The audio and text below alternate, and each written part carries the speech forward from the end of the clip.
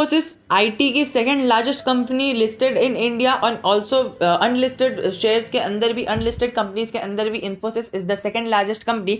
तो दोस्तों इसके अंदर हमें है ना अभी नेगेटिव ट्रेंड बनते हुए देखने मिल रहा है, शॉर्ट सेलिंग की संभावना बनती हुई दिख रही है। सो अभी शॉर्ट टर्म पोजीशन तो इसके अंदर बनानी नहीं है।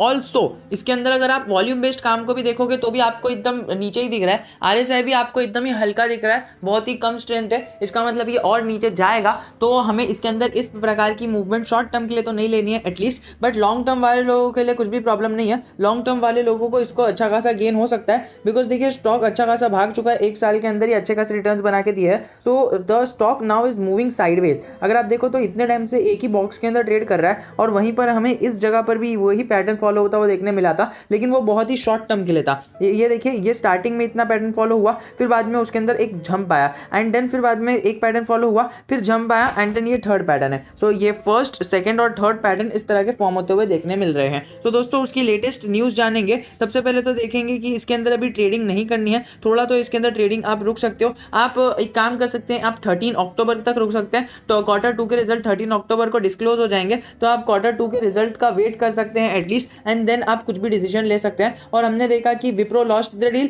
एंड इन्फोसिस जीत गया, तो ये एक अच्छी बात हो गई है इन्फोसिस के लिए। एक दिन पहले की अपडेट है। एंड सेकेंडली इनसाइडर ट्रेडिंग की जो चीज आई थी, फिर से अरेस्ट हुआ है कोई ना कोई एम्प्लॉय। चलिए अभी डिलीवरी बेसिस के बारे में बात करते हैं। एंड डिलीवरी बेसिस पे अगर हम इन्फोसिस को ध्यान दें तो डिलीवरी बेसिस पर इसकी जो क्वांटिटी है वो अराउंड 57 लाख की ट्रेड होते हुए देखने मिल रही है। वहीं पर अगर हम देखें इसके जो अराउंड डिलीवरी क्वांटिटी है, वो डिलीवरी क्वांटिटी 72% के ऊपर देखने मिल रही है। चलिए इसके हिस्टोरिकल डेटा की बात करते हैं। और हिस्टोरिकल डेटा की बात करने से पहले ज़रूर कहना चाहूँगा कि अभी हमें येस बैंक के अंदर एक मतलब सेकंड ट्रेडिंग सेशन में, मतलब trading at the second time of the trading session, second half of the trading session, उसके अंदर हमें एक अपसाइड देखने मिला। सो उसके बारे में भी हम आगे चर्चा करने वाले हैं, बट सबसे पहले हम इसका डेटा देख लेते हैं विच इज़ ऑफ इन्फोसिस। तो चलिए इन्फोसिस का डेटा हमारे सामने खुल गया एंड दो टर्नओवर इन लैक्स है एंड ये सिंबल है, ये सीरीज़ है और ओपन हाई लो और एलटीपी जो है और क्लोज और वॉल्यूम है।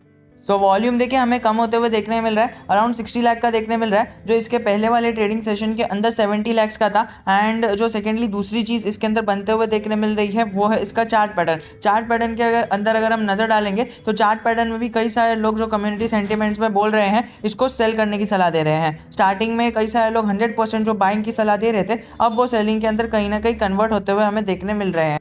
लेकिन फिर भी हमें 80% बाइंग की सलाह मिल रही है, लेकिन फिर भी अगर हम देखें तो 18% सेल भी कम नहीं होता है। जो हम पिछले बार के मुकाबले बात करें तो पिछले बार में देखिए 84 लोगों ने इसके अंदर वोटिंग ऑलरेडी दे चुका है, लग चुके हैं, और उसके अंदर से 18% लोग सेल की सलाह दे रहे हैं। तो दोस्तों ये जो है ना, ये शॉर्ट टर्म सेलिंग की सलाह है। अगर आप लॉन्ग टर्म इन्वेस्टर हो तो आप इसके अंदर हर एक डिप के अंदर एक्यूमुलेट कर सकते हो। और अगर इसके अंदर मतलब तेजी जो थम जाती है, देखिए आपने देखा 1750 के लेवल को टच करके नीचे आया है, ये इनका जो बायबैक आया था उसकी वजह से शेयर भागा है। आपको पता है ये बायबैक आने के बाद मैंने तो आपको पहले से ही कह दिया था, जैसे ही बायबैक की न्यूज़ आई थी, कि बायबैक तक आप इसको बाय करके चल सकते हो शॉर्ट टर्म ट्रेडर्स के लिए। शॉर्ट टर्म ट्रेडर्स को बायबैक के बाद थोड़ा सा इसके अंदर मंदी देखने मिल सकती है, and which is we can see your मंदी दिख रही है हमें, एंड थोड़ा सा ही कंटिन्यू होते हुए देखने मिल सकती है। और लॉन्ग टर्म इन्वेस्टर्स के लिए तो ये तो फायदा ही है। अगर 5-10% की गिरावट हो जाती है इन्फोसिस में, तो एक blue chip pure blue chip stock है। सो आपको इसके अंदर अपने पोर्टफोलियो में मतलब ऐड करने के लिए हेजिटेट करना है ही नहीं, ज़रा भी